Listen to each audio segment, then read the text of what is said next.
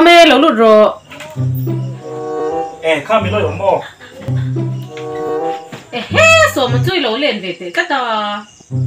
Dạ, nó lên lên. Hé, cái gì nghe bếp nền, helmet nền rồi lên luôn. Dạ, bách thật cả đi nên chung đó. Nó khởi thiểm chắc ông xí là phải cái đủ là phải Không tù, cứ lên chung không? Chỉ đón mình đi. Không tù, cứ lên chung. Anh ấy lấy tán chắc cái gì? Tán chắc là vắng. Anh ấy lấy zoom in pui nhỉ? In pui là vắng. Chắc là mấy zoom in ngay rồi. Anh ấy lấy phun tiền ra là mình xoay tới mà. Xoay là vắng. Xoay là vắng. Anh ấy lấy mình to xoay tới tụi mình nghe.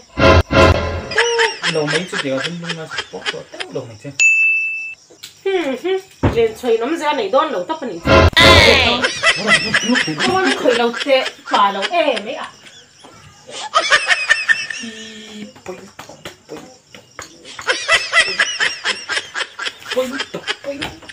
Dân lộc đàn tay nào mà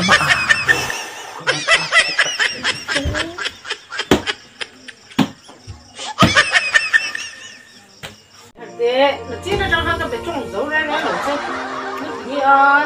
Mà thế. Mình đâu biết đâu.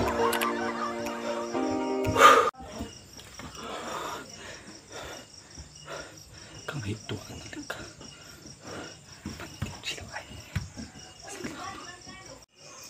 Không có đâu hết kìa. Cái gì là xin khai rồi đủ khai thêm hết tê rồi không đủ Em đâu đi à? Thì sẽ thể đấy ra lâu mấy. Em đâu đi? Bạch thật cả đi à, bạch thật. Tắc cái mì bạch thật này, tắc cái mì. Tắc cái bạch thật cả mì. Đây ra. Cô đi không? Mà xe. Mà xe. Cán sặc đấy ngà.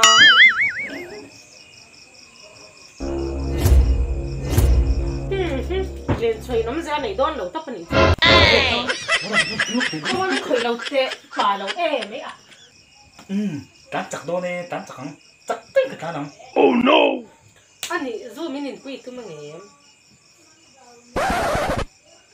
Con khởi lâu tệ, bà lâu mấy à? Tụi mình dù ở đó nè. Cái này chút mấy là in chút đó nè. Oh no!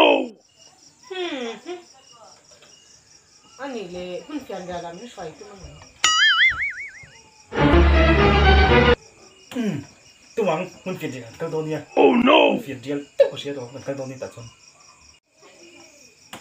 Anh ấy mình bớt xoay tụi mình em. Tụi mình bớt xoay nghe nghe đó chỉ mình cái bớt xoay không chứ. Làm tốt sự.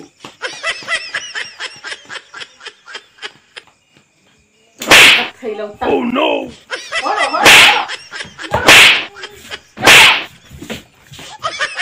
Mồ lúc tục mấy.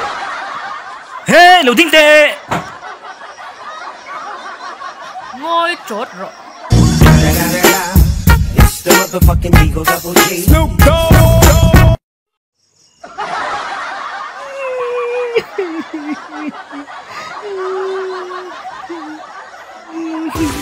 Alright,